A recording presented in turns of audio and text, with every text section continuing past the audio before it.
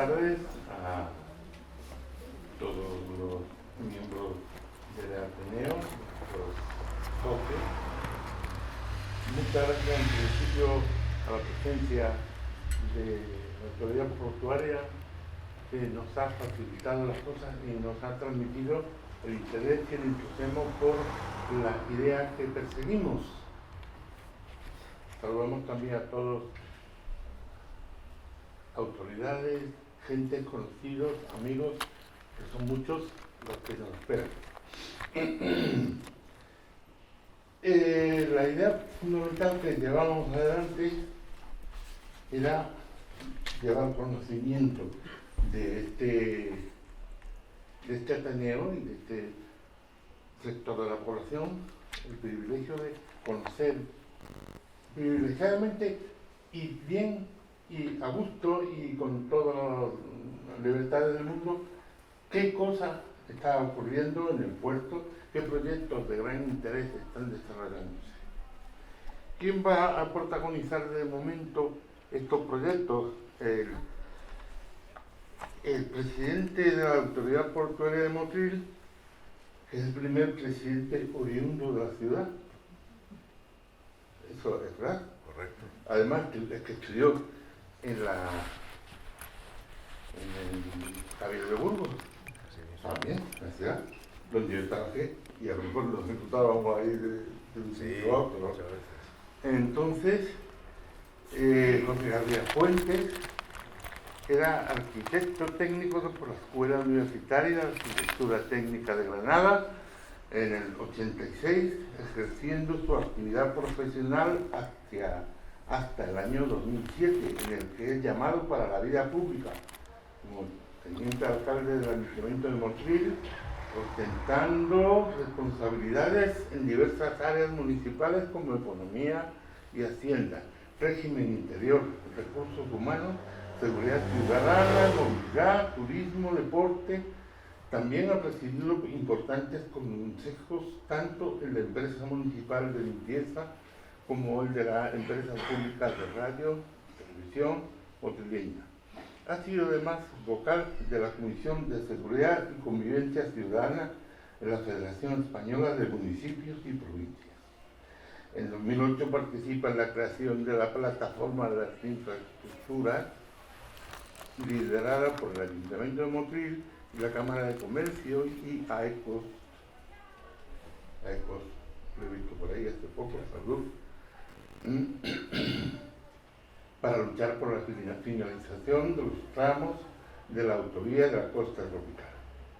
A finales del 2011 es elegido presidente de la Mancomunidad de Municipios de la Costa Tropical. Entre una de las actuaciones más importantes durante la presidencia fue la gestión y puesta en marcha del plan de infraestructura de renovación de las redes de abastecimiento, saneamiento y pluviales, y posterior pavimentación y asfaltado de todos los pueblos de la costa tropical, así como la rehabilitación integral de la Casa Garage, actualmente sede del ente comercial de aguas y servicios. El 19 de febrero del 19 es nombrado presidente de la Autoridad Portuaria de Motril, convirtiéndose en el primer presidente oriundo de la ciudad. Me vaya a permitir una cosa que es un poco atípica, pero no lo soporto. Estaba pensando en ello y te lo voy a dar ahora. Tengo una cosa un poco rara, que es esto. Esto, con perdón, le llaman el pito del contramaestre, con todo el respeto del mundo. Yo sabía que tú habías estudiado la Marina, y esto se llama un cornetín de órdenes, prácticamente. Te lo doy antes de que pase más tiempo, porque tú eres el director del puerto, ¿no? Tú puedes, lo que no sé.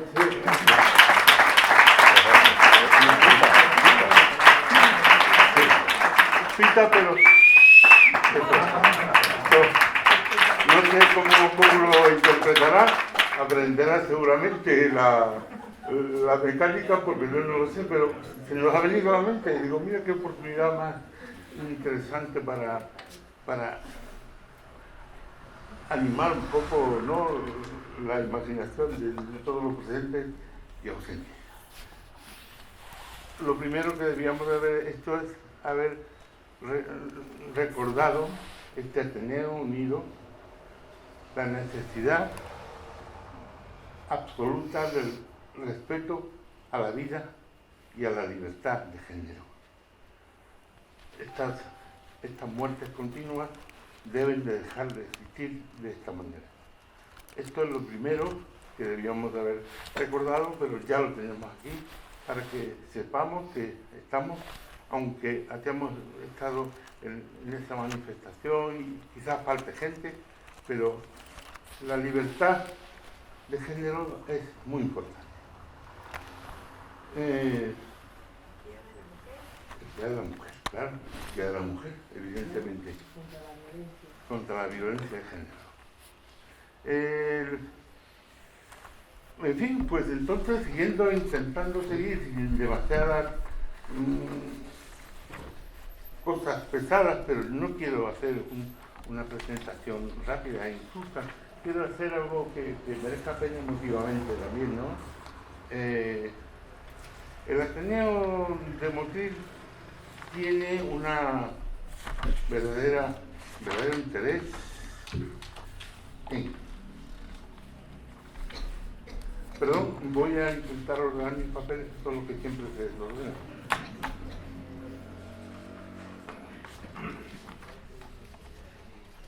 En obtener un conocimiento amplio y preciso de estos proyectos de los que estamos intentando hablar, que nos van a explicar, y queremos tener ese privilegio de conocerlo en directo y con todas las prescripciones del mundo.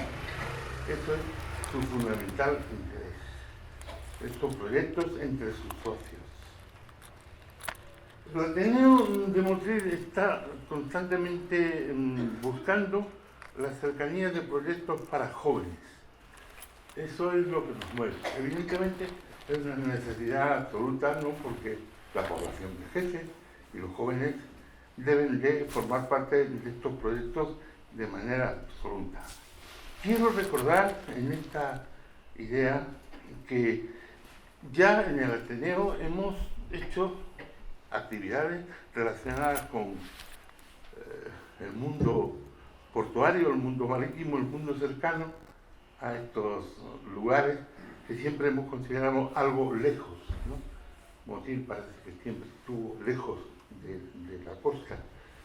Pero aquí estoy recordando a Ana Ortiz Maldonado, Ana Esther Ortiz Maldonado, cuando hablábamos del cultivo y producción de anémonas, la reproducción de anémonas, cuando María Valdivia Molina, bióloga marina, pues hablábamos de las praderas de Posidonia.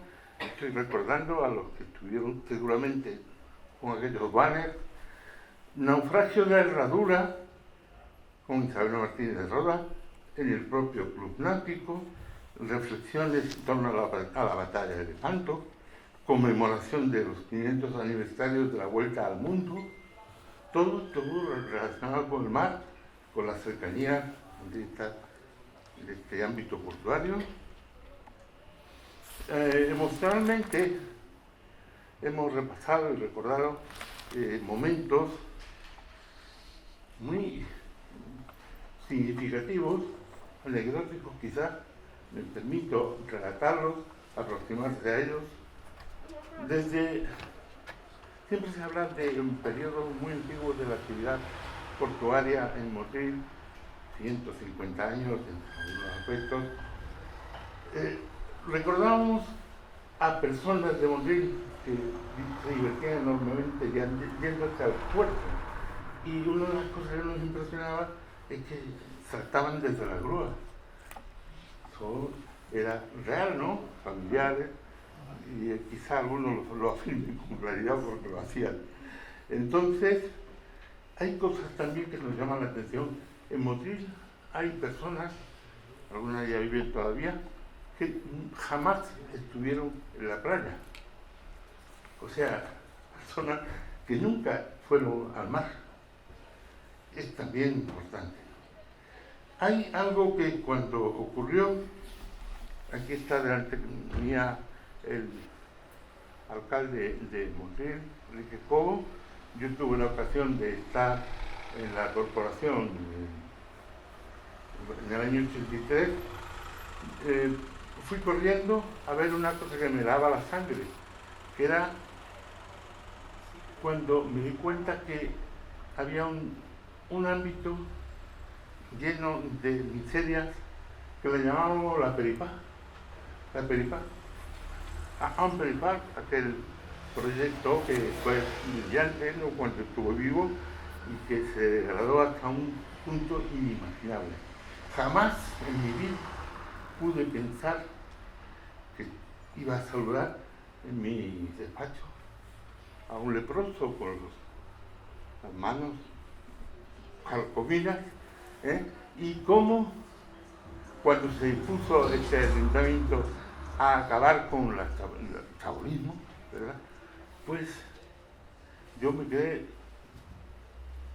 quieto, imposible movimiento, contemplando cómo las personas veían tirar sus casas a cambio de una llave de una vivienda nueva. Y quiero recordar también, relacionado con la mujer, yo creo que es gente heroica, ¿no? Un enfrentamiento indirecto con el propio Enrique Cobo, ¿no? Me acuerdo que le pedía a esta mujer que pudiera dejar la chabola aquella de las 3R para que le diera la llave. Pero esta mujer le decía que no, que eso era la vida que ella había vivido toda su vida y ella no quería que la desarraigaran, que la arrancaran de aquel sitio. Por lo tanto, era una mujer, una de las resistencias de esas mujeres respetables, ¿no? La lepra era un momento tremendo, ¿no?, de este pueblo, querido pueblo, pero ahora está llena de otras iniciativas. Hay un centro de cultura y un centro de barrio de médicos. Todo esto que estamos diciendo es una historia que la hacemos con la mayor de los afectos y el mayor de los respetos.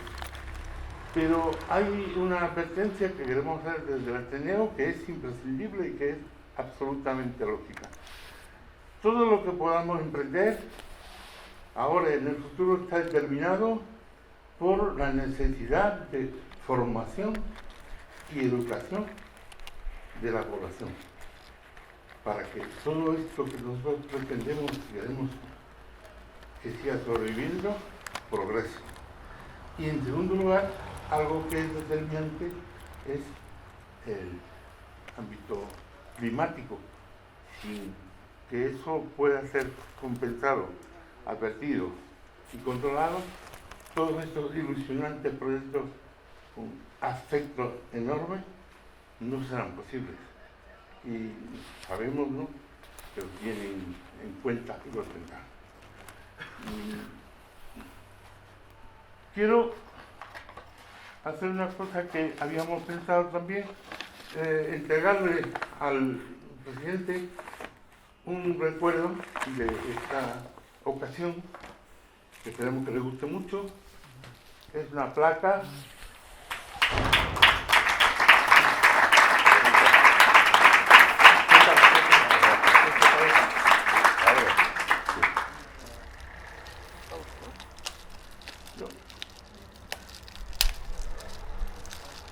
creía que era más fácil, ¿sabes?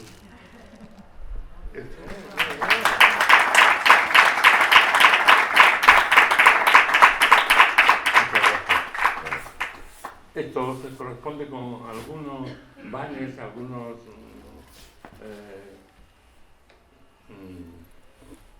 anuncios de nuestras actividades que lo hacemos mediante ellas. Así que ya nos vamos con los mejores deseos y augurios para que se confirmen los proyectos del motivo. Muchas gracias y adelante.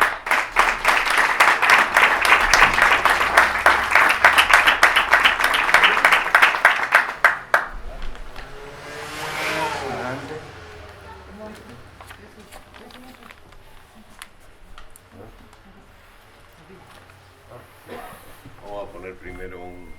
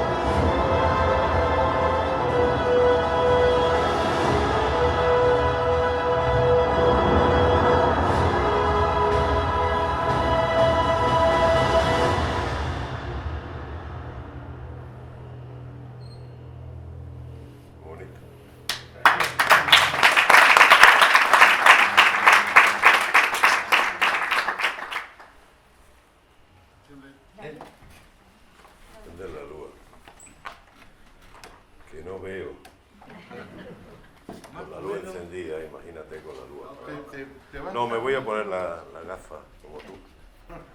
Bueno, muy buenas tardes, noches ya. Ese es el vídeo con el que habitualmente estamos comercializando el puerto de Motril como destino turístico de crucero ante la gente, ante las navieras, ante las agencias de viaje y ante todos los que intervienen. La verdad es que es la versión reducida. A los profesionales le damos una más larga que cuenta una historia. Y esta es una parte más de lo que el puerto de Motril hace, ¿no? El trabajar por el sector del turismo que al final redunda en la ciudad, aunque nosotros a nivel internacional tengamos que ver el puerto de Motril como el puerto de la Alhambra. Al final de todos los cruceros que llegan aquí, el 50% del pasaje se queda aquí en la ciudad.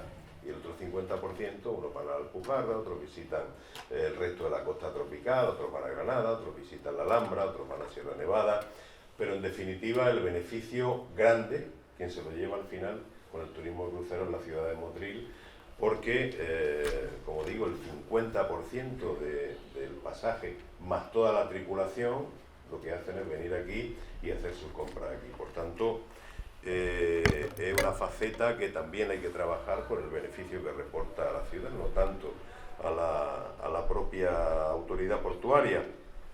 Lo primero que quiero es saludar a todos los que estáis aquí, a miembros de la corporación, gente del mundo de la cultura y a todos los miembros también del centro de la Asociación Cultural Ateneo de Motril. Darle las gracias, por supuesto, a ellos por permitirme la oportunidad de daros a conocer el puerto de Motril y por supuesto también a la Escuela de Arte por cedernos este espacio tan maravilloso. Como introducción a los temas que vamos a tratar, que van a ser básicamente dos temas de vital importancia, por una parte la conexión ferroviaria del puerto de Motril y por otra parte la apertura del puerto a la ciudad, un gran proyecto que estamos elaborando, que se va a poner en marcha ya mismo y que va a suponer una revolución auténtica, ¿no? Porque va a aportar mucho a la ciudad, va a abrir el puerto a la ciudad, como antes ha dicho Ángel, de la gente que iba al puerto, paseaba por allí. Eso es lo que nosotros queremos recuperar con este proyecto. Antes de eso, voy a dar unos datos generales del puerto de Motril para que lo conozcáis un poquito más.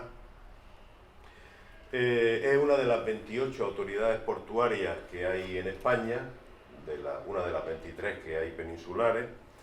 En concreto es la autoridad portuaria más joven de todo el sistema portuario español, aunque no el puerto más joven, porque el puerto de Motril data de 1908.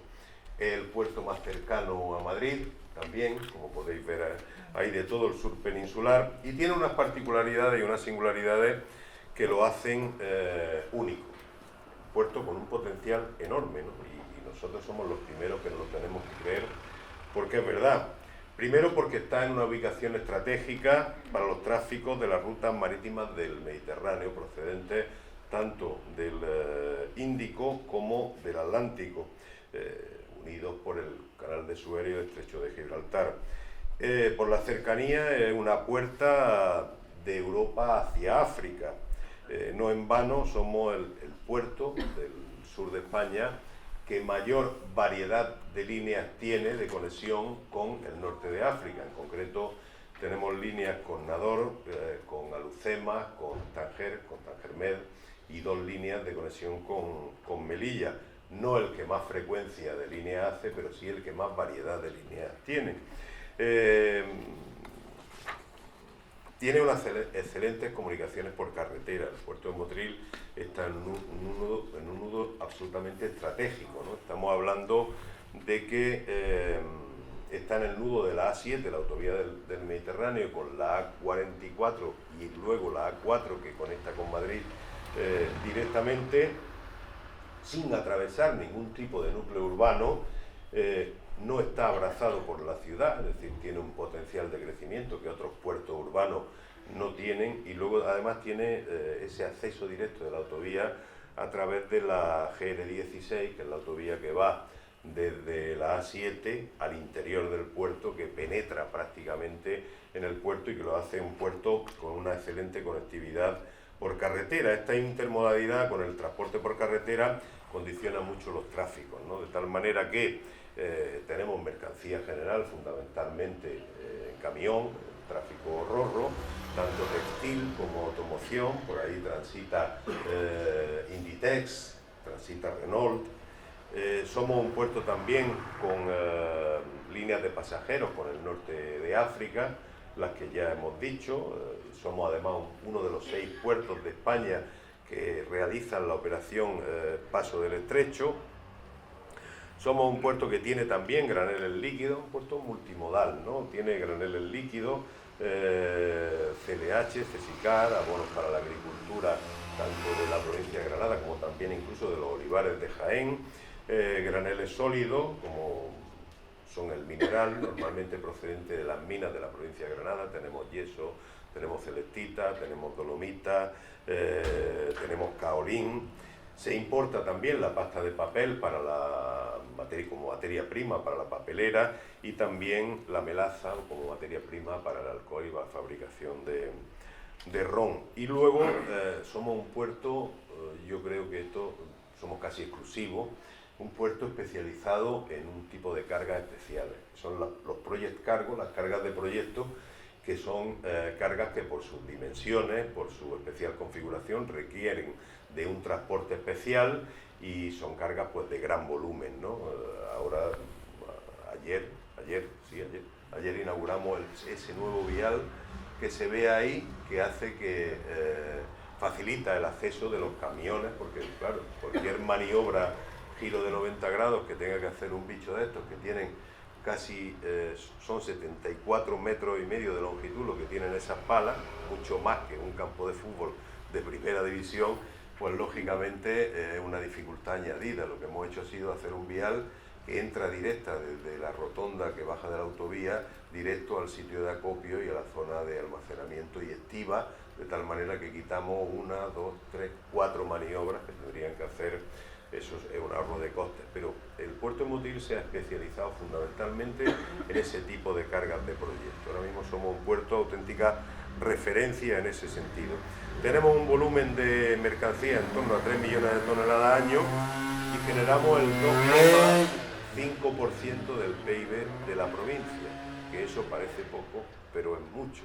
El 2,5% del PIB de toda la provincia de Granada, con 1.300 millones y casi 5.000 empleos entre directos, indirectos e inducidos. Quiere decir que es un auténtico locomotora, ¿no? Un instrumento de desarrollo importantísimo para la economía local y también para la economía provincial.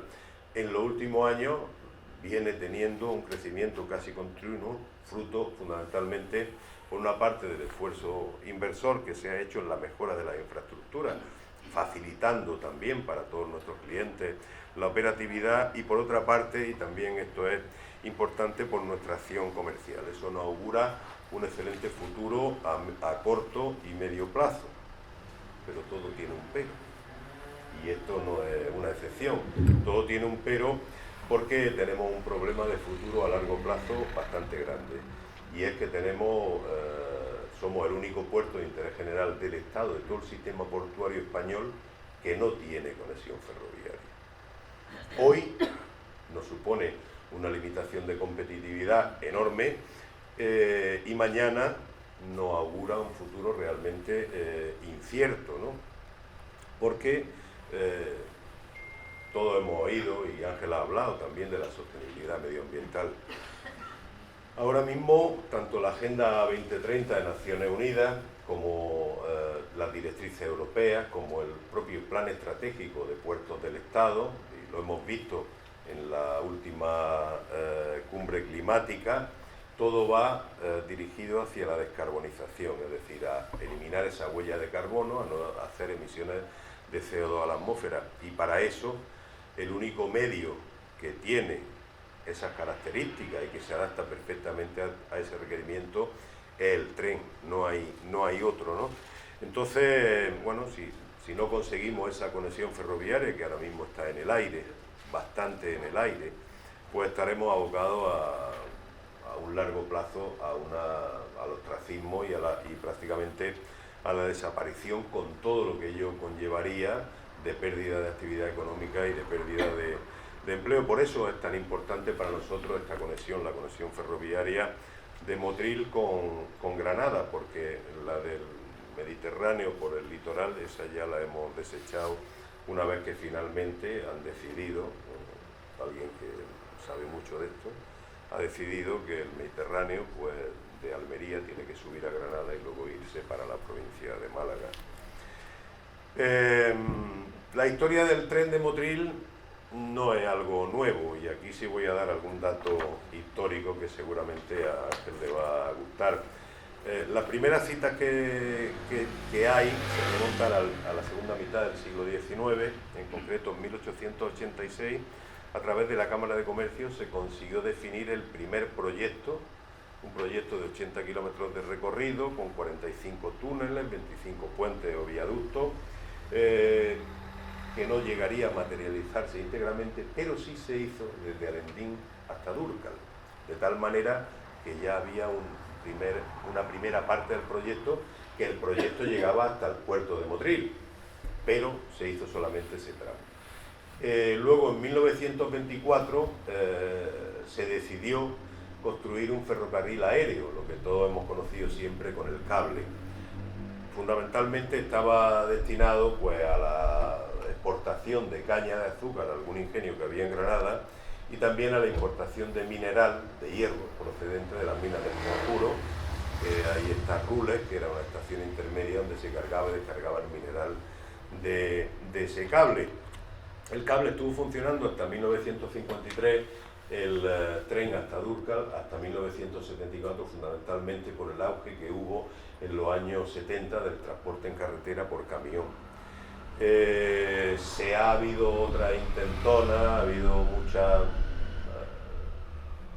veces que se ha intentado, que se ha reclamado, que se ha reivindicado, que se ha dicho que se iba a hacer. En 2010, la última referencia que nosotros tenemos es que se hizo un estudio de viabilidad con una línea ya que era de 75 kilómetros, 48 kilómetros de túnel y 2,16 de viaducto, que se anunció que se iba a hacer curiosamente en una época preelectoral y que finalmente no se hizo.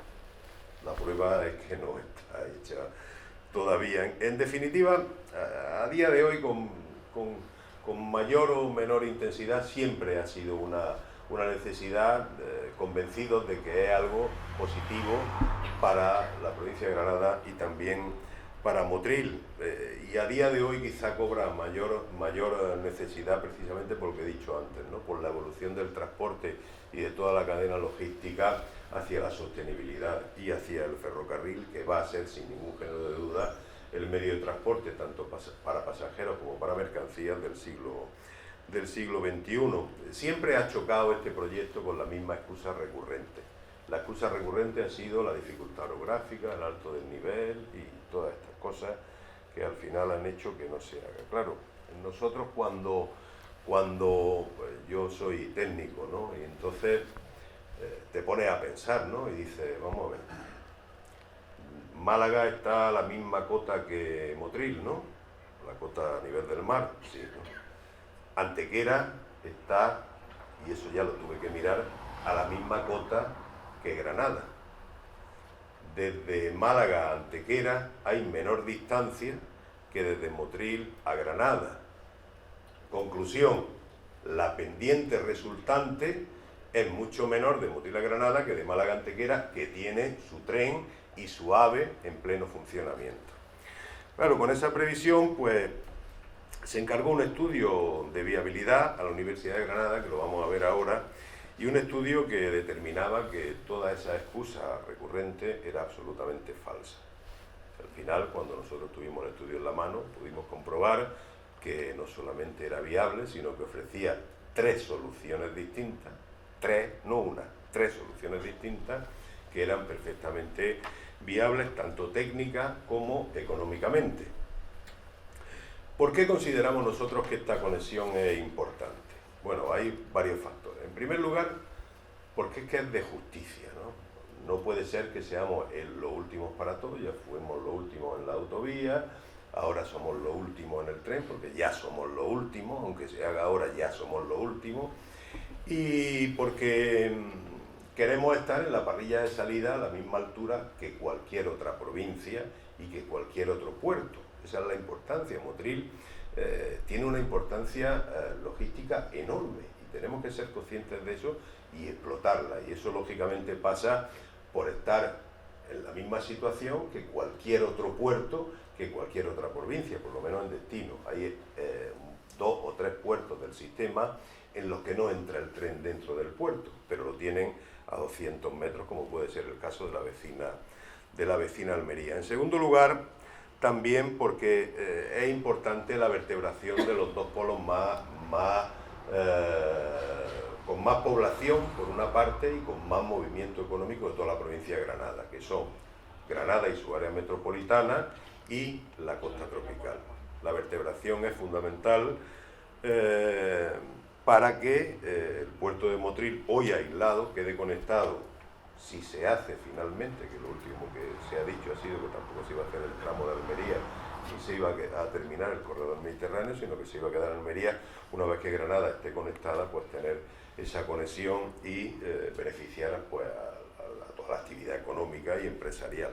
En tercer lugar, por la movilidad de pasajeros. En estas dos zonas, Granada y su área metropolitana y la costa tropical, se concentra casi el 80% de la población de toda la provincia. Esa conectividad haría una labor social, lógicamente, pero también una labor al servicio del turismo. Y por último, por lo que hemos hablado antes, porque reduciría notablemente la huella de carbono y emisiones de CO2. Tanto es así que el estudio concluye que si se termina para 2027, que son las previsiones que hay en los fondos europeos a los que hemos pedido incorporarnos, el ahorro solamente en coste medioambiental sería superior al coste de la ejecución de toda la obra. Es decir, que es un dato importante, en torno a 2.300 millones de euros de ahorro solamente en costes medioambientales. Entonces, bueno, pues se encargó ese estudio de viabilidad. El estudio lo ha hecho la Universidad de Granada, una spin-off de la Universidad de Granada que se llama His4Tech. Un trabajo absolutamente pormenorizado, con un altísimo grado de detalle, prácticamente a nivel casi de anteproyecto, y donde efectivamente concluye que tanto técnica como económicamente como medioambientalmente el proyecto es absolutamente viable. Después de analizar todas las posibilidades, todo eso que se analizó, como he dicho, desmonta esa excusa y da hasta 3 soluciones. La solución social, donde los pueblos del itinerario tenían también un apeadero, una zona de parada. Se analizaron todos los flujos. Esta solución se descartó porque el flujo verdaderamente donde estaba era en los 2 polos. Una económica, donde primaban solamente los aspectos económicos, es decir, cuál era el trazado más óptimo económicamente, sin considerar ningún otro tipo de factor. Y luego, por último, el medioambiental, que es el que finalmente se cogió porque era el que menor daño hacía al medio ambiente y más facilidad iba a tener en la tramitación también posterior de todo lo que es la tramitación ambiental. El estudio también ha partido de datos realmente conservadores y habla de la rentabilidad, es decir, tanto de pasajeros como de mercancía, ha partido de unos datos absolutamente conservadores y con criterio de prudencia, de tal manera que los resultados seguramente sean mejor. Como he dicho, es rentable desde el primer año y va aumentando su rentabilidad de manera absolutamente lineal en el resto de los años hasta el ámbito temporal que ha sido el 2050 el que se ha tenido en cuenta. Yo comprendo, ¿no?, que es costoso, no es barato. La autovía por esta zona costaron más que en La Mancha. Esto no es La Mancha.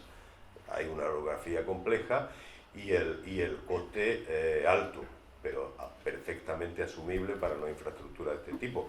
De hecho, en el estudio económico, que también está hecho en este estudio de viabilidad, habla de un precio unitario, de tal manera que hoy ya funcionando, hay 2 líneas en España que están funcionando, cuyo coste unitario ha sido superior al que saldría de este proyecto, y podemos dar el dato para ganar en credibilidad, que son la línea Orense-Pontevedra y la variante de Pajares. Son 2 líneas que han estado, como digo, que están ya funcionando y que se han construido, y el coste ha sido similar. Luego, es una cuestión de voluntad, por parte de los políticos, de que primen a la hora de coger cuáles van a ser las actuaciones que se van a hacer con este tipo de fondos, que prime mucho más la rentabilidad social y económica, la rentabilidad real, la rentabilidad medioambiental antes que cualquier otro factor, y en ese caso yo estoy absolutamente convencido de que ese proyecto saldría adelante. Y ahora tenemos una oportunidad que yo creo que es histórica, ¿no?, de desarrollar este proyecto. Nosotros, una vez que lo tuvimos en las manos, cogimos el proyecto y empezamos a visitar a todas las administraciones, a todos los agentes sociales, a todos los partidos políticos. Fuimos a la Junta de Andalucía, a los ayuntamientos de Motril, de Granada, la Mancomunidad, la Diputación Provincial, como he dicho, a todos los partidos políticos del espectro político, desde un extremo a otro, sin excepción, a los agentes sociales, a los sindicatos, a las asociaciones empresariales, cámaras de comercio, que aquí está su presidente, a los colegios profesionales, a todos los colectivos de la provincia de Granada, incluso de la provincia vecina de Jaén, que también les interesa esa conexión, porque al final, igual que el aeropuerto de Granada, el aeropuerto de Jaén, el puerto de Motril también es el puerto de Jaén. Es verdad que hemos recibido respuestas variadas, ¿no? Por ejemplo, la Junta de Andalucía cogió el proyecto, lo incluyó dentro del plan de infraestructura para el transporte y la movilidad de Andalucía y además lo remitió al Gobierno central para que fuera incluido dentro de esos fondos que va a dar Europa, dentro de esos 140.000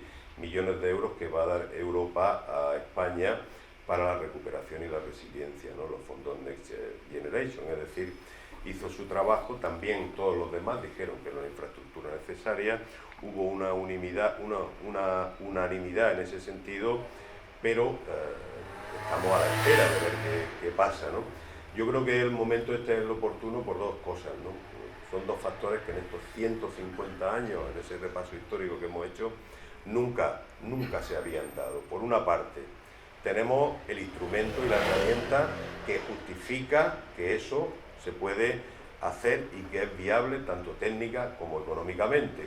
Y en segundo lugar, tenemos una oportunidad histórica, que es la financiación. El problema de esta infraestructura es que es costosa, pero ahora tenemos una oportunidad enorme. Todavía el 50% de esos 140.000 millones, que son 70.000 millones de euros, todavía no se han repartido. Tiene que decidir el Gobierno. Esto tiene un encaje perfecto en el apartado de infraestructura y ecosistema. Cumple todos los requisitos que exige esos fondos europeos. Primero, una ordenación urbanística previa, que la tiene. En segundo lugar, la generación de actividad económica y de empleo, que es brutal, y así lo especifica el estudio, y también la sostenibilidad, que yo ya, el dato que he dado antes, creo que lo aclara correctamente. Como decía, estamos en una oportunidad histórica, difícilmente se va a repetir que se den las dos circunstancias tan importantes, el documento que la soporta y la financiación. Yo voy a recordar una frase que me decía mi profesor de latín allí en el Javier de Burgos, que me decía una frase que decía: si aliquando pur non modo, si non modo pur aliquando. Eso quiere decir, si alguna vez, ¿por qué no ahora? Y si no es ahora, ¿por qué iba a ser alguna vez?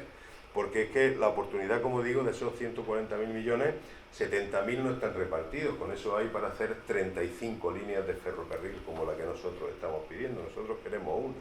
Las otras 34 que se la den a quien quiera. Por tanto, creo que hay que pelear. Vale la pena. Y ahora, para que toméis también conciencia del proyecto y del alto grado de definición que tiene, vamos a poner un vídeo del ferrocarril, que no es un vídeo, ni una animación, ni nada de eso, sino que es la renderización del proyecto que traza y que define milimétricamente, insisto, cuál es el trazado del tren, define toda la infraestructura, el movimiento de tierra, absolutamente todo, ¿no? Porque al final es que una línea que va a tener 72 kilómetros en total, que se va a hacer en aproximadamente unos 30 minutos, 32, 35 minutos, que es doble vía, ancho internacional, que va a permitir también la compatibilidad con el AVE, y que es para pasajeros y mercancía. Habrá una estación de ferrocarril que estará en la zona de actividades logísticas del puerto, pero que será de pasajeros también y vinculada a las mercancías. Ahí lleváis el vídeo.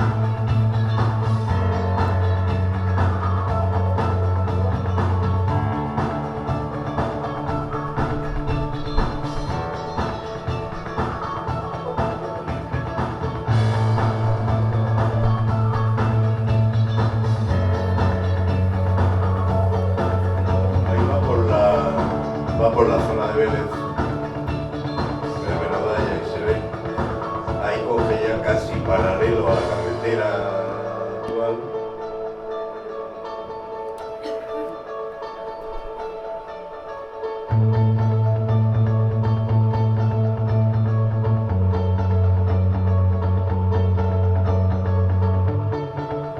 Hacia arriba, ahí atraviesa paralelo a la carretera la presa de Rules.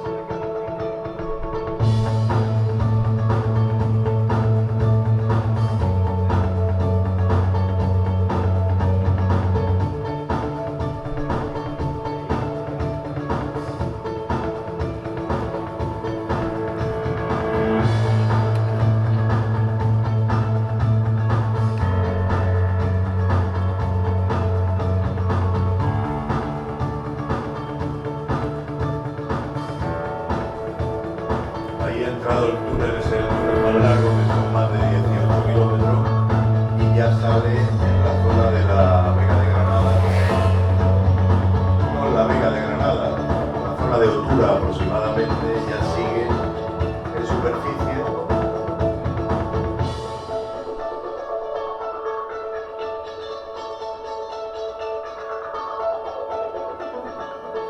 Como veis todavía ahí, es mediante el movimiento de tierra, y a partir de ahí, a partir de justo donde va ahora, tiene que ir en viaducto, porque ahí empieza la zona protegida de la Vega y entonces no se pueden hacer movimientos de tierra, de tal manera que no iría en viaducto ya hasta llegar a la zona logística que hay en las afueras de Granada. Ahí dejaría las mercancías y llegaría hasta la estación del AVE de Granada. Bueno, pues el vídeo que no sé qué os habrá parecido, pero que es la realidad de lo que va a ser ese proyecto, si finalmente conseguimos materializarlo.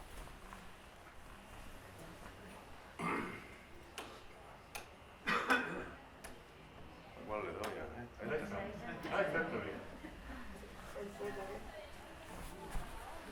Bueno, ahora vamos a hablar de otro proyecto. Otro proyecto que sí es verdad que no depende más que de nosotros, con lo cual este proyecto sí puedo yo dar la garantía de que es un proyecto que va a salir adelante. Es el proyecto de la apertura del puerto de la ciudad. El plan director, el proyecto Motril Puerto Abierto.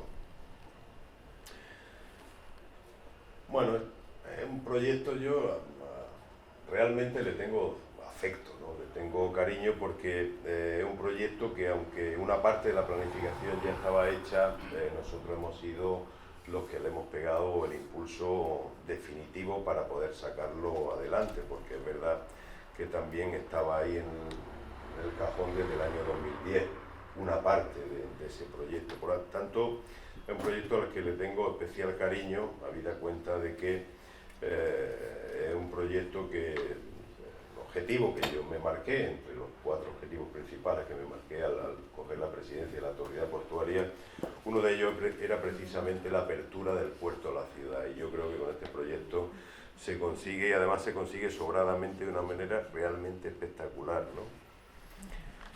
Esto va a suponer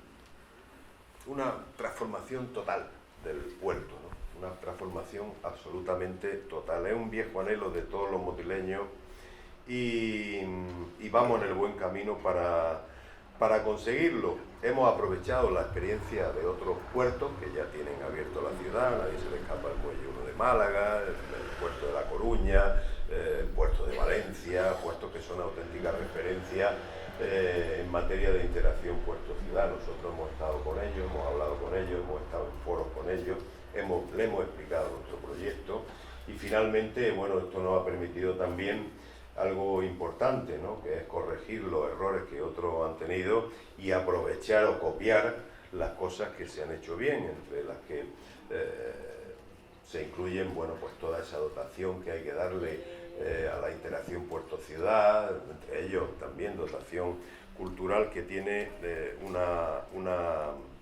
un aspecto y que debe suponer un aspecto importantísimo, ¿no? De esa interacción puerto-ciudad. La configuración inicial del puerto de Motril, muchos de vosotros la conocéis, es un puerto que data, como he dicho, del 1908, el proyecto es de 1904.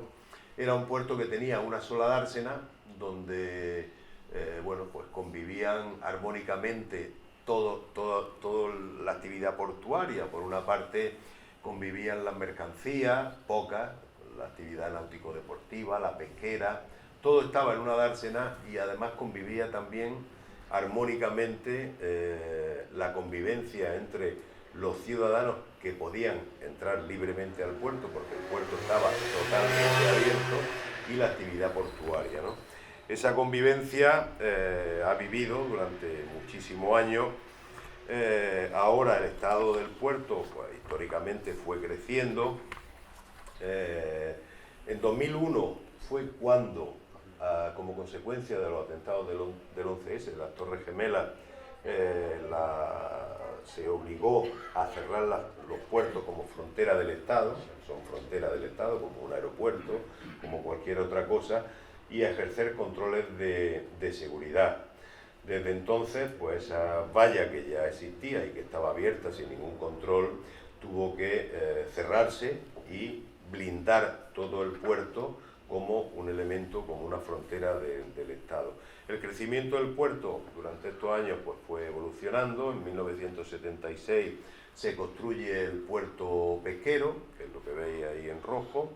En 2007 se construye la dársena de la Azucena, se hacen varias prolongaciones también del dique. En 2015 fue la última, hasta llegar a su configuración actual, que es la que veis ahí. Falta todavía ahí la prolongación del dique, que no está recogida, pero veis la configuración que tiene: una dársena interior, la dársena de la Azucena, y en medio la dársena pesquera y una zona de uso comercial grande allí, que es la zona de actividades logísticas, y en toda la zona de Poniente también colindante con el barrio de la Azucena, ¿no?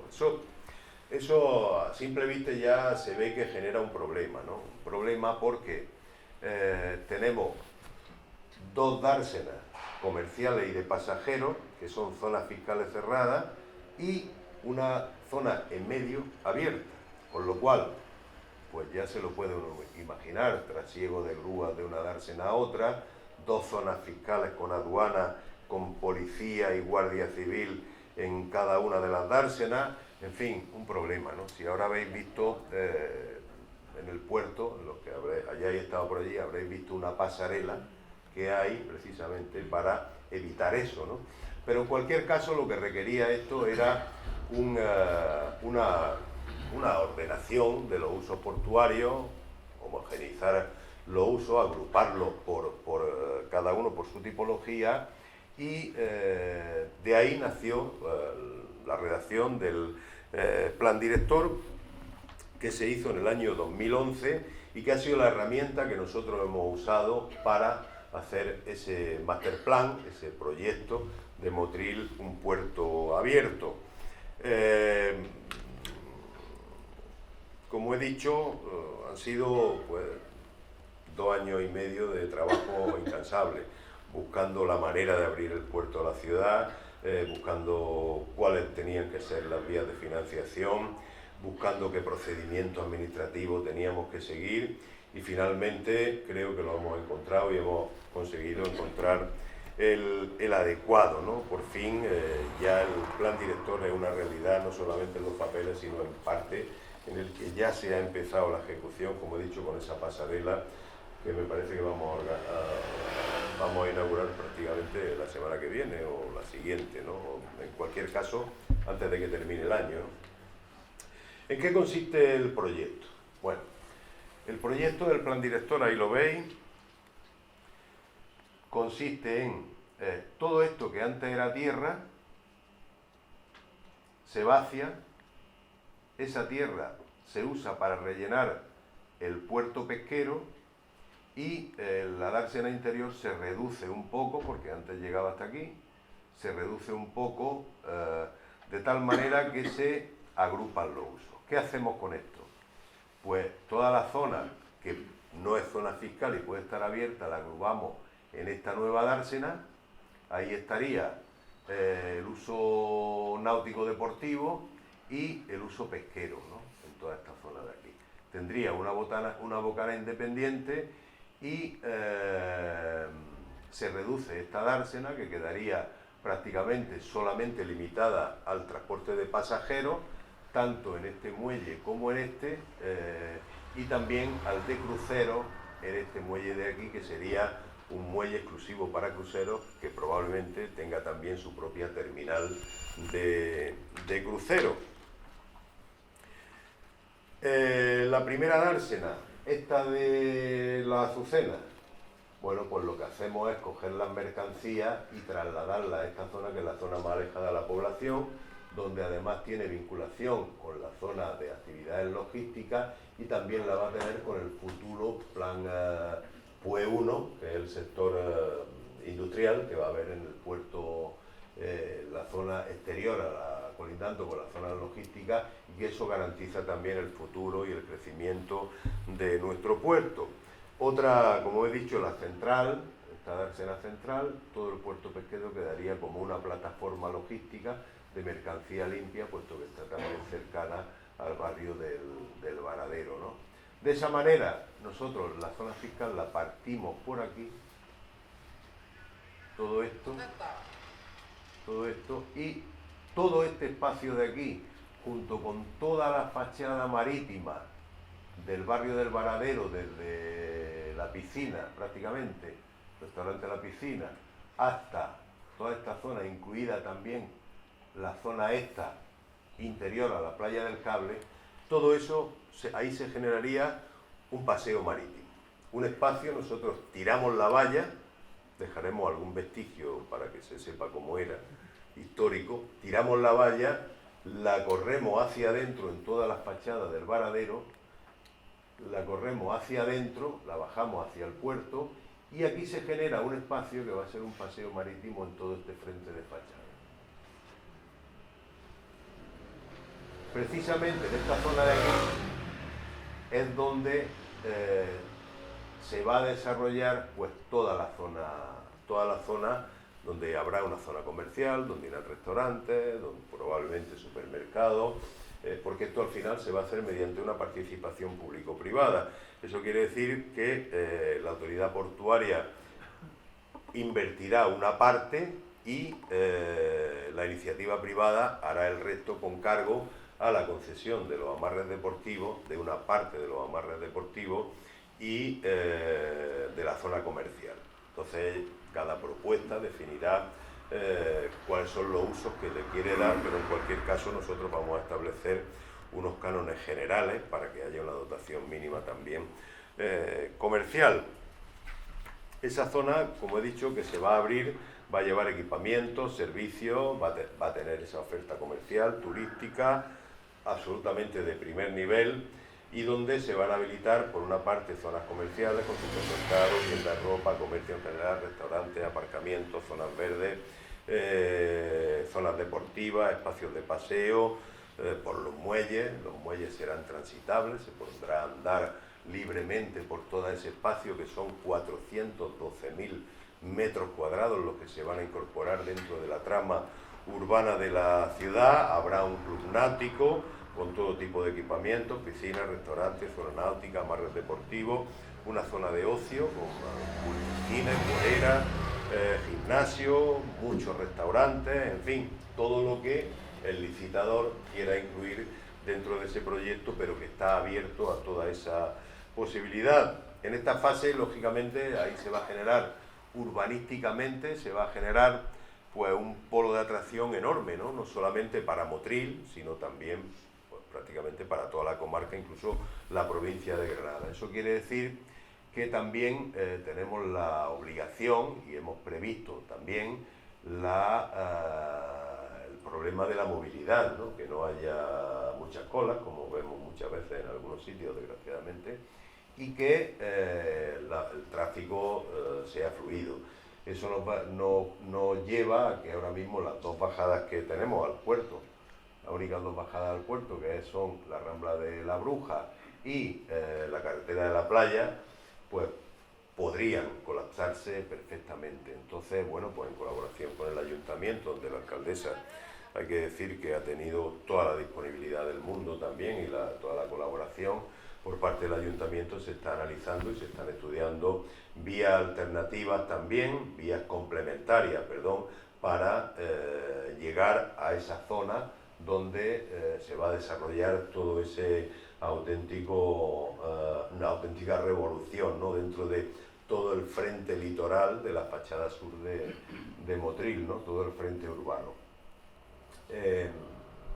Y bueno, se ha barajado varias posibilidades. Ahora mismo estamos en fase de análisis. Esta misma mañana hemos tenido una comisión Puerto Ciudad, José es testigo que ha estado allí, donde bueno, pues se ha visto las diversas posibilidades que hay, ¿no?, que son varias y se tienen que estudiar a ver cuál es la más idónea, pero en cualquier caso Motril va a tener también un acceso desde la ciudad hasta esa zona del puerto, un acceso rodado, un acceso también con zona peatonal, con paseos para hacer deporte, etcétera, que va a mejorar muchísimo la movilidad y va a dar también a la ciudad un espacio. La parte del ayuntamiento está colaborando también para mejorar la accesibilidad a ese espacio que nosotros generamos. También va a hacer algo importante, que me parece importantísimo, y es que Motril vuelva y gire la cabeza hacia el mar, que yo creo que es algo que nos hacía falta a todos, ¿no?, porque todos lo hemos dicho muchas veces, siempre hemos estado muy convencidos de que Motril tiene que crecer hacia el mar, una vez que La Vega ya es un espacio absolutamente degradado, donde el principal cultivo que había desapareció, y lógicamente manteniendo esa agricultura en las zonas donde se pueda, pero lógicamente yo creo que Motril tiene que tirar hacia abajo, ¿no? El modelo de Valencia es un modelo como el nuestro. Si alguien ha ido a Valencia, conoce el puerto de Valencia, el puerto, la ciudad estaba a 3 kilómetros, exactamente igual que Motril. Y Valencia, en vez de tirar para arriba ni para los lados, fue creciendo hacia el mar, y al final es una ciudad marítima y una ciudad con frente de fachada marítimo absolutamente integrada, ¿no?, el puerto de Valencia con la ciudad. La ejecución del proyecto, como digo, está ya totalmente avanzado, el pliego está terminado, lo vamos a sacar a licitación seguramente a primeros del año que viene, si no a finales de este año. Hay que darle un tiempo a las empresas que se vayan a presentar para que preparen su proyecto, pero la fase importante del proyecto se va a iniciar ya en el año 2022, es decir, el año que entra dentro de muy poco, ¿no? Aquí la dificultad, que también está estudiada, por eso digo el nivel de avance que tiene, bueno, ahí vemos el Paseo del Varadero, esa es la zona del Paseo del Varadero, ahí se puede ver bien cuál va a ser la definición. La valla que ahora mismo está en la línea superior, se tira, este es el edificio de la autoridad portuaria, toda esta valla que está aquí se tira y se traslada aquí abajo, de tal manera que en todo ese frente de fachada pues está en la fase cero. Esto sí es verdad que está terminado, el proyecto está terminado y se va a sacar a licitación también a primero de año. Tiene 3 meses de periodo de licitación y un plazo de ejecución de 4 meses, con lo cual para el verano que viene, y aquí está el técnico director de la obra que me está escuchando, para el verano que viene esto está terminado.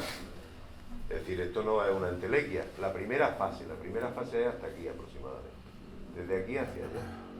Entonces, bueno, pues eso ahí va a haber pues unos espacios grandes de ocio, zonas de arbolado, pavimentados, etcétera, que va a poner en valor el barrio del Varadero sin ningún género de duda, ¿no?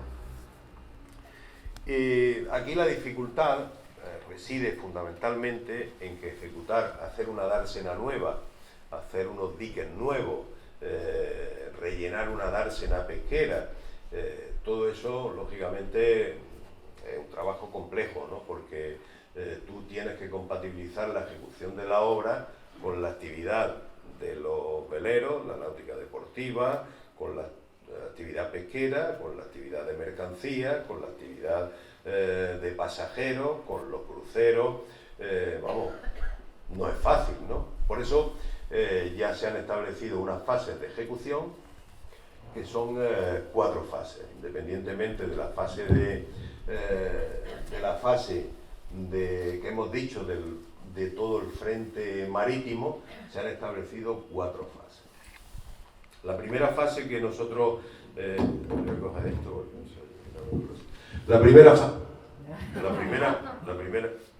primera fase que hay, la fase 1, es esta.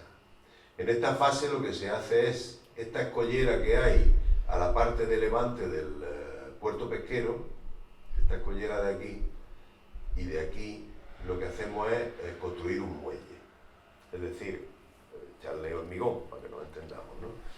Un muelle de tal manera que toda la flota pesquera que hay aquí, la trasladamos aquí fuera, que está muy próximo a la lonja, que está aquí, para que puedan mantener su actividad, y ahí ya dejamos libre la agua interior del pesquero.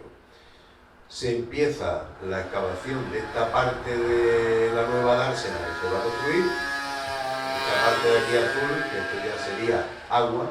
La ventaja que tiene esta obra es económica porque se hace en seco. Es decir, hacer una dársena nueva en seco es mucho menos costoso que ir haciéndola mediante dragado, ¿no? Entonces, bueno, pues se hace toda la excavación, luego se rompe aquí, se inunda de agua, y con esta fase tendríamos terminada, con esta obra tendríamos ejecutada la primera fase. Pasaríamos a la segunda fase, que van a ser, por cierto, continua, es decir, no va a haber periodo intermedio, sino que nosotros licitamos absolutamente todo el proyecto.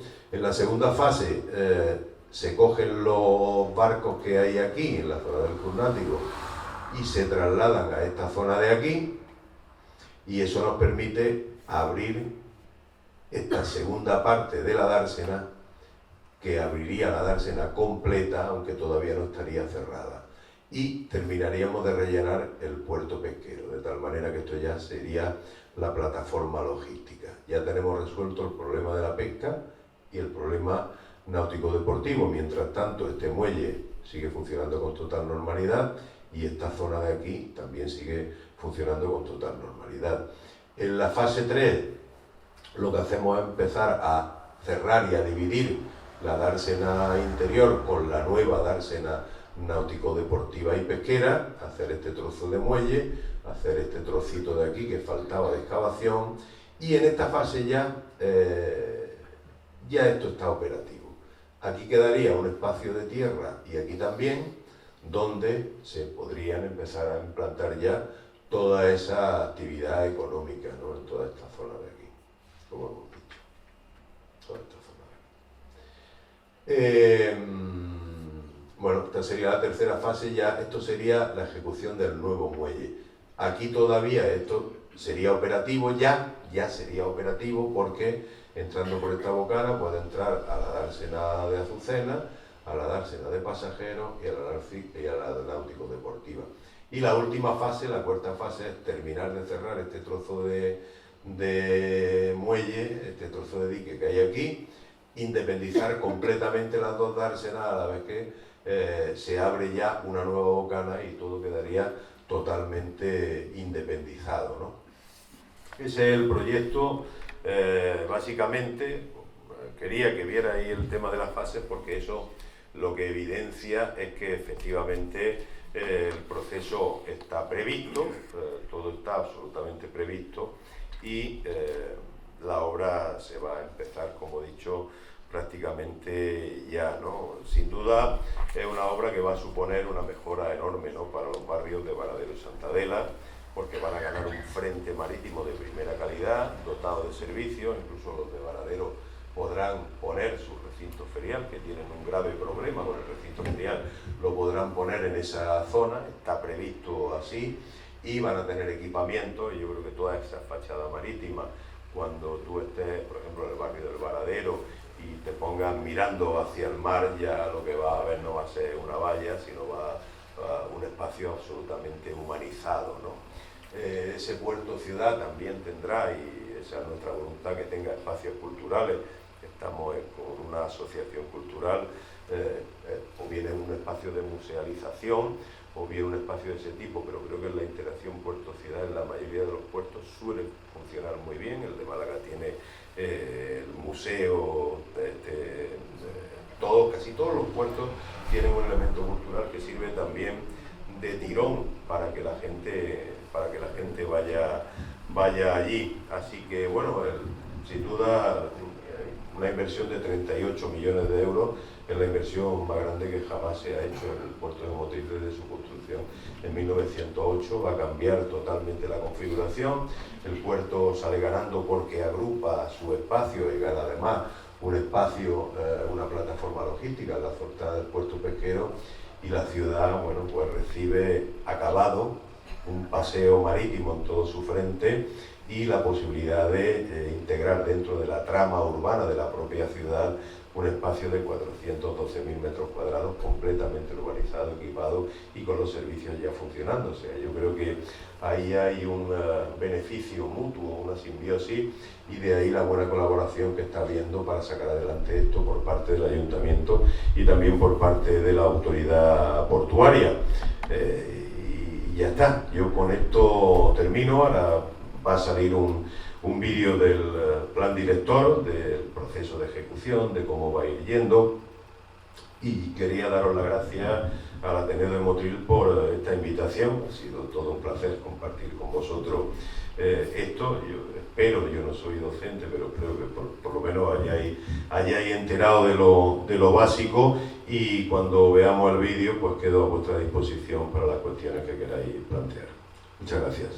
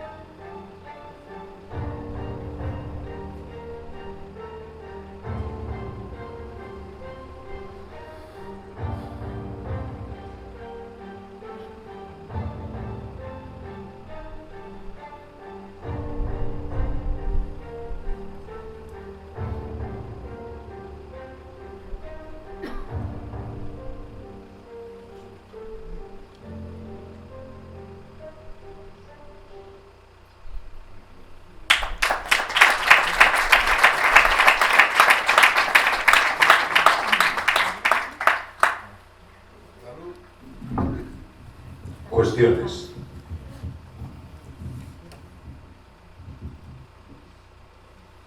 De lo que he entendido, saco en conclusión que la obra pública que se tiene que hacer en todo el puerto parte de la autoridad portuaria, ¿no?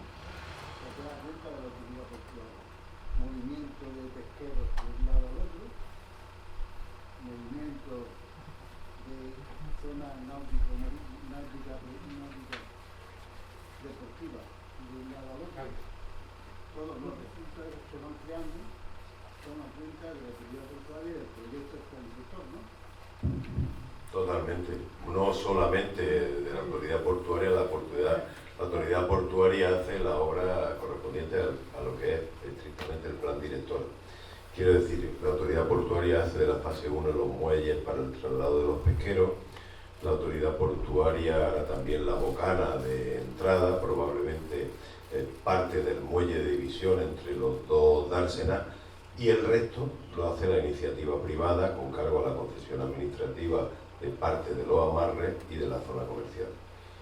La inversión total son 38 millones, aproximadamente la inversión privada estará en torno a los 15. Lo otro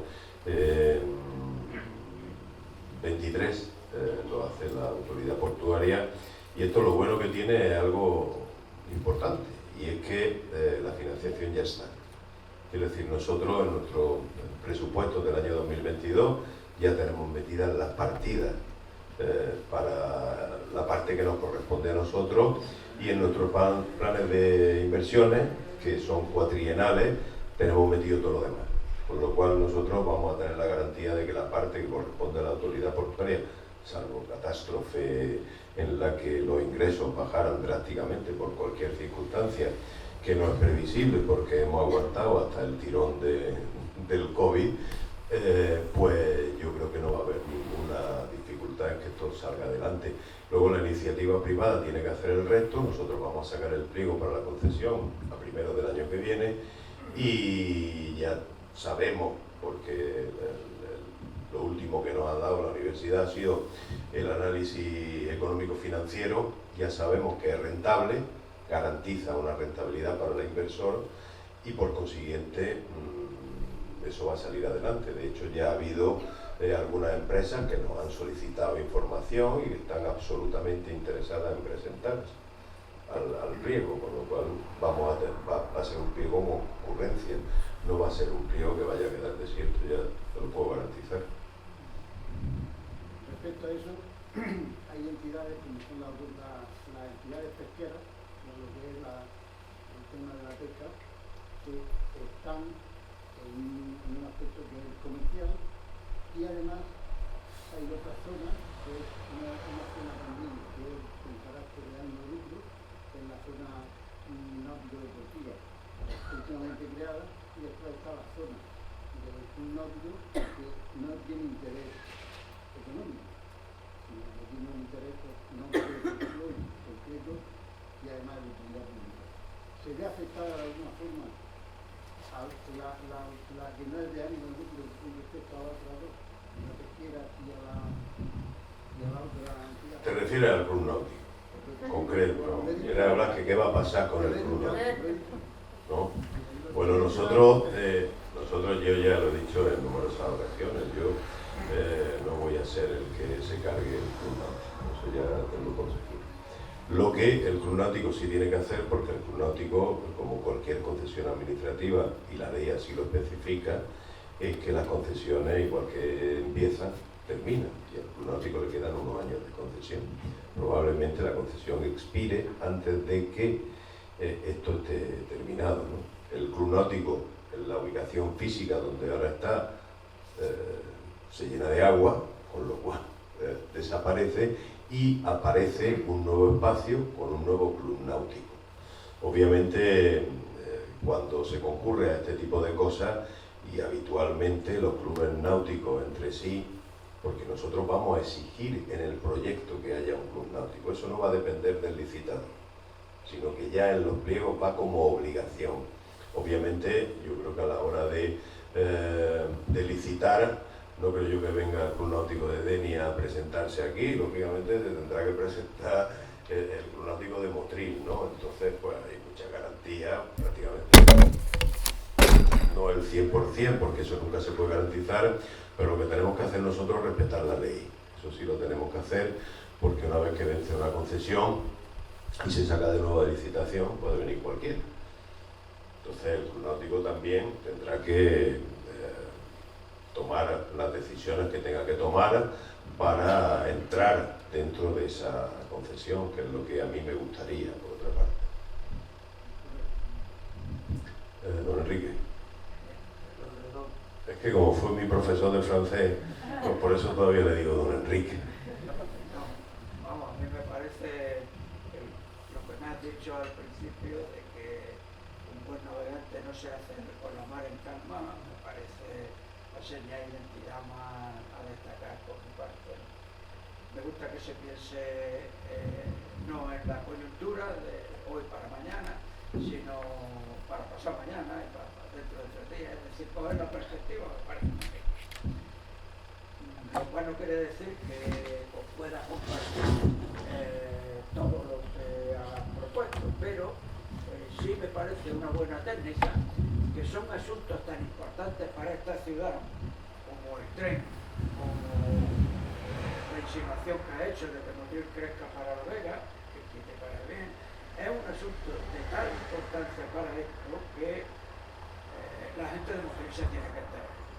Y que muchas de estas cosas, antes de empezarse, deben de tener un cierto conocimiento por la ciudad de Motril para que puedan los ciudadanos en un asunto de tal importancia opinar. Quizás en el tren no, porque todos estamos de acuerdo.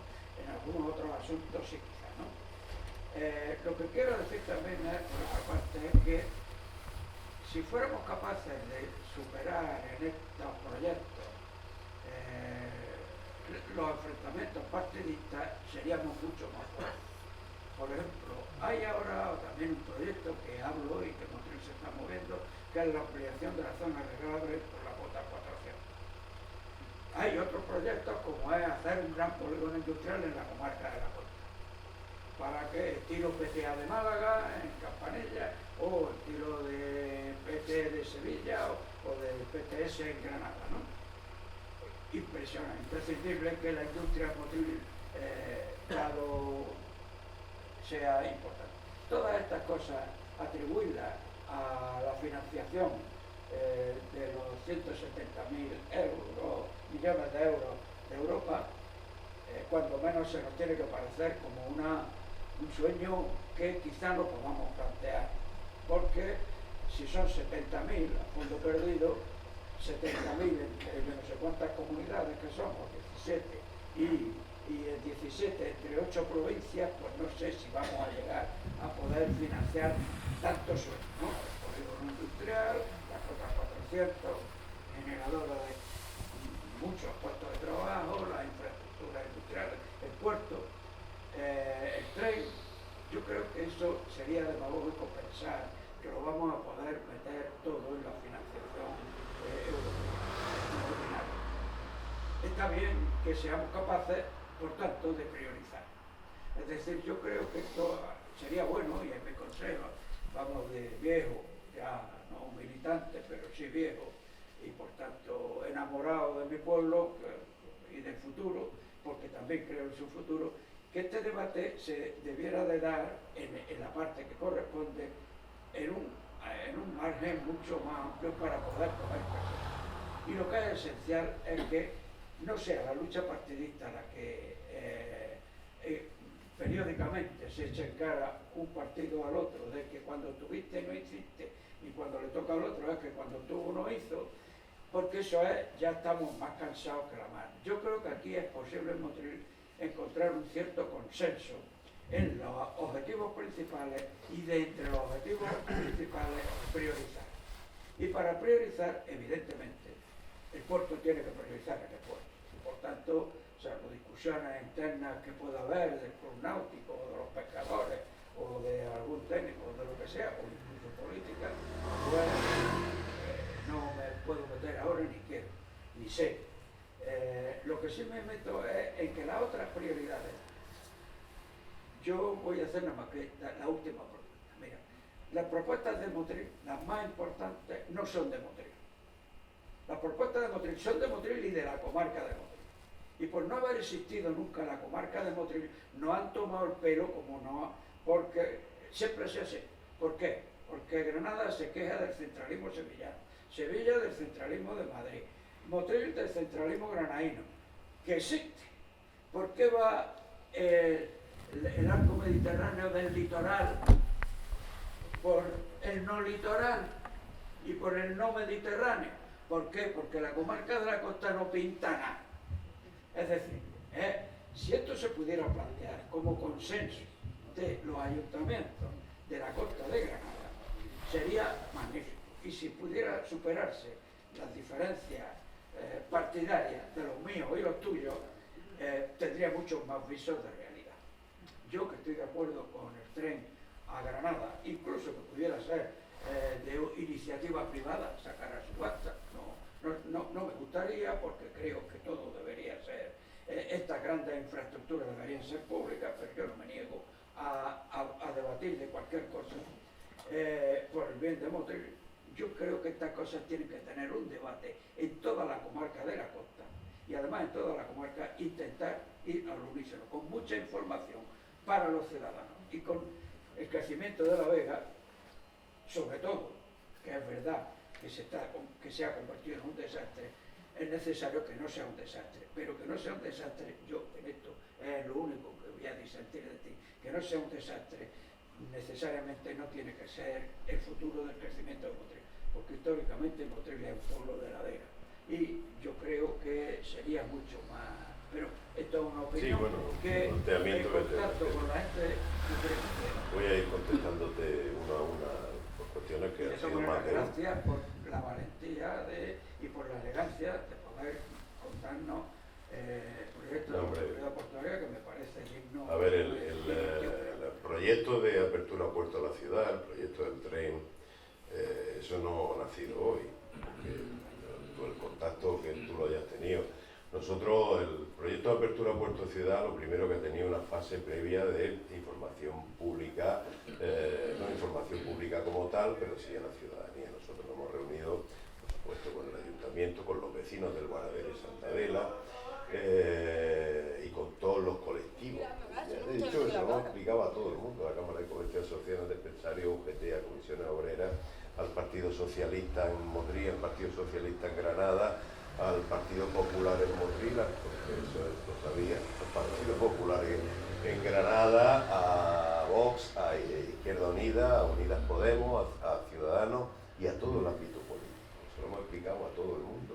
Y a la sociedad también, porque hicimos una presentación pública. En el caso de la Vega, que es una polémica en la que como entremos nos podemos tirar aquí hasta mañana.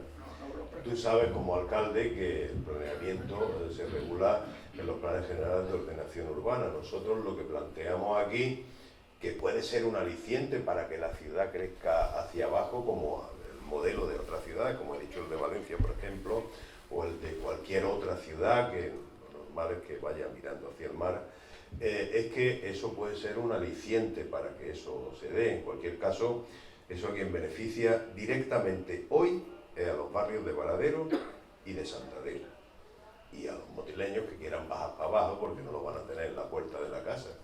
Pero el planeamiento urbanístico se regula en el plan general, que hoy por hoy en La Vega no se puede construir, y que la zona que hay en el frontal de la fachada marítima desde Motril hasta la playa ahora mismo es el Parque de la Caña de Azúcar, que tiene una figura de protección que, como bien sabes, ahí no se puede construir, aunque está todo lleno de construcciones, de naves y de cortijos, pero no se puede construir. O sea que hoy por hoy, aunque queramos, no podemos llegar al mar.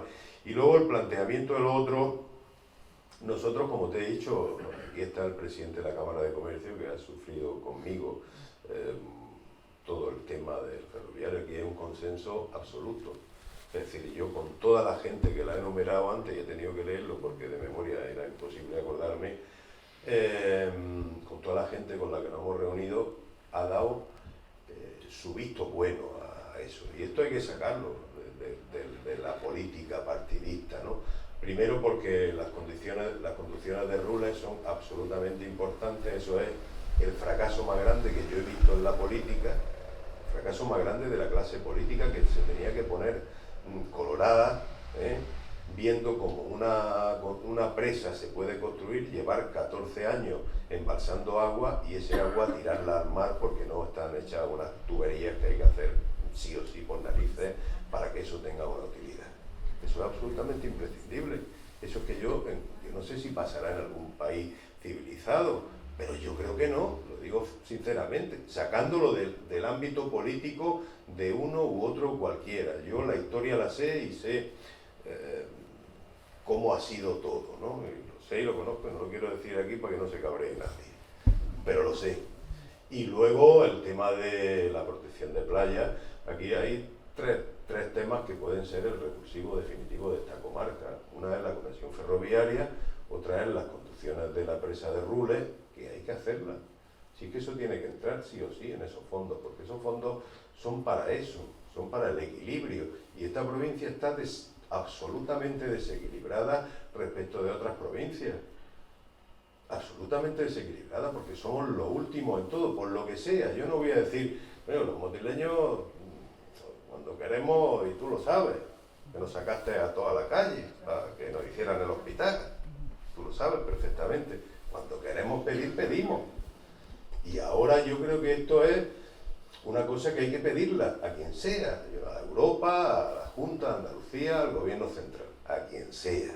Hay que pedírsela porque es que nos corresponde. Yo soy el primer convencido de que nos corresponde.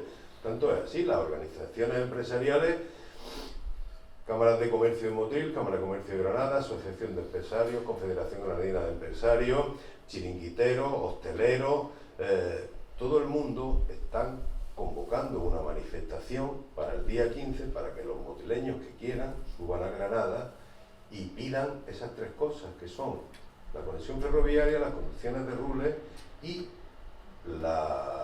los espigones de las playas.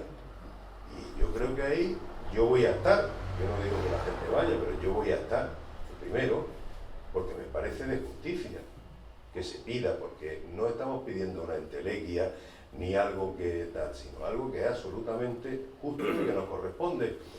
Que nos den las conducciones de Rules y los espigones, y que el puerto diga, mira, la conexión ferroviaria, que es el huevo más gordo, ¿no?, del todo, porque estaban hablando que las conducciones de Rules a lo mejor pueden ser 300 millones de euros, y aquí estamos hablando de 2.000 millones de euros.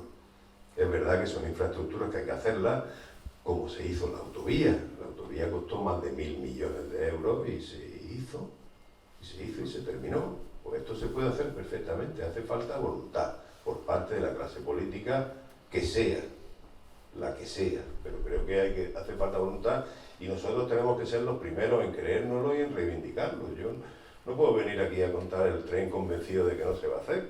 Yo tengo que venir aquí para convencer a todo el mundo en que eso se tiene que hacer.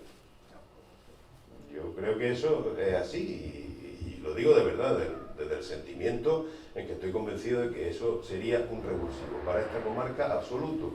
Primero el tren, porque generaría miles de empleos. Segundo, las conducciones de Rules, porque si tú metes en hectáreas, sea en regadío por gravedad, primero estás consiguiendo que los precios de nuestros productos sean más competitivos, porque te ahorra el coste del bombeo, y segundo, estás generando 5.000 nuevas hectáreas de regadío que van a generar 10.000 puestos de trabajo, con lo cual se termina el paro. Y luego lo de los espigones, si tú quieres ser algo, un municipio también, y apostar por el turismo, lógicamente no podemos ver los espectáculos que estamos viendo todos los inviernos ahí, de inundaciones y de traslados de arena. Con la arena que se ha trasladado en los últimos años, hay para hacer 10 veces los espigones.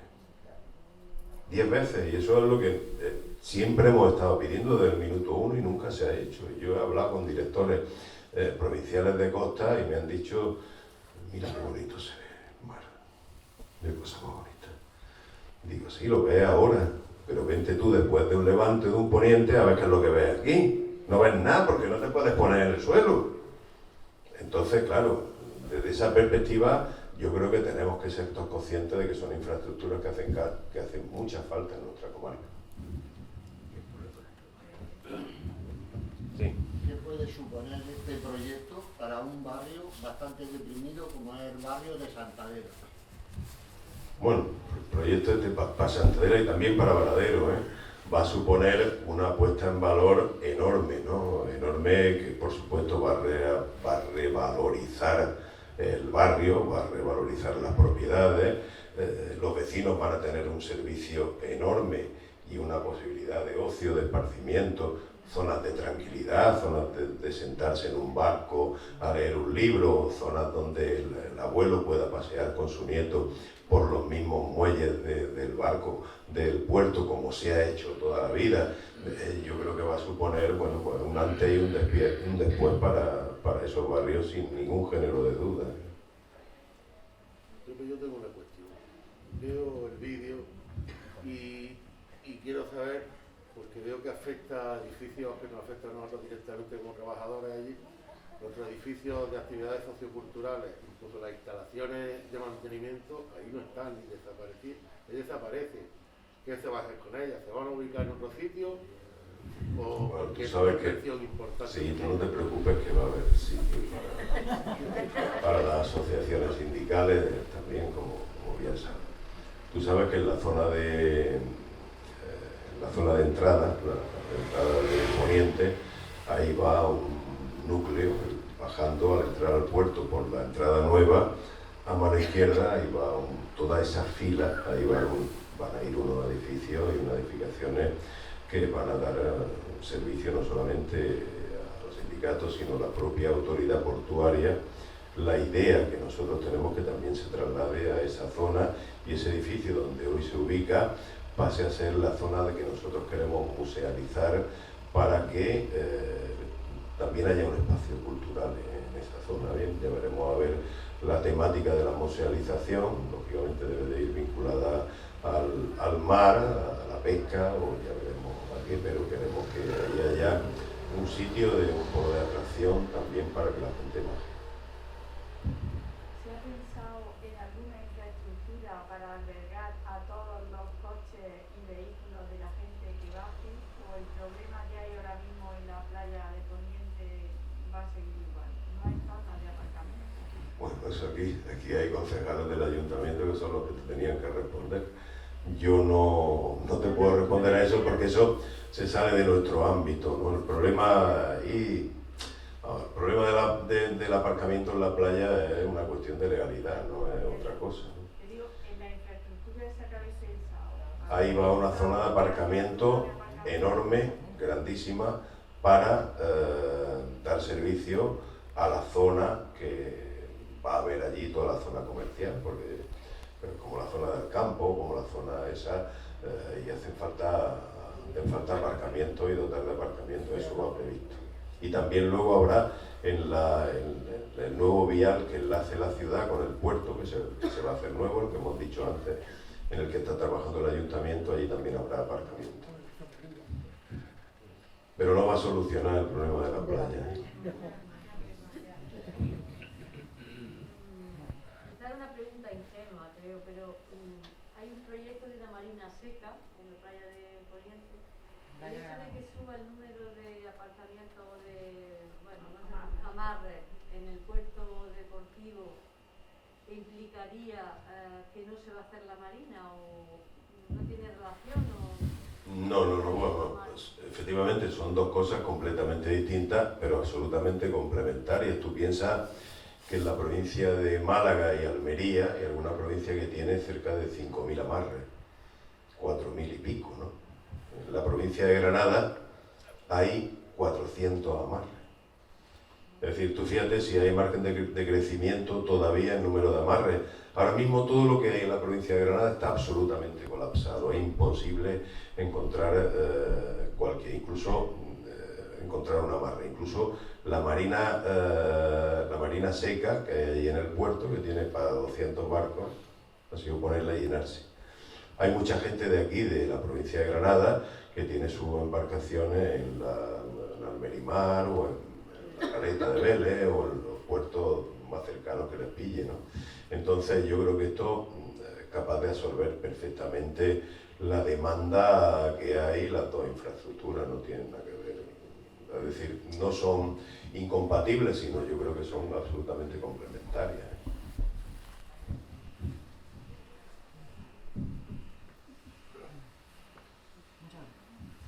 ¿No hay más cuestiones? ¿Es que hay fútbol ahora? Bueno, pues muchísimas gracias.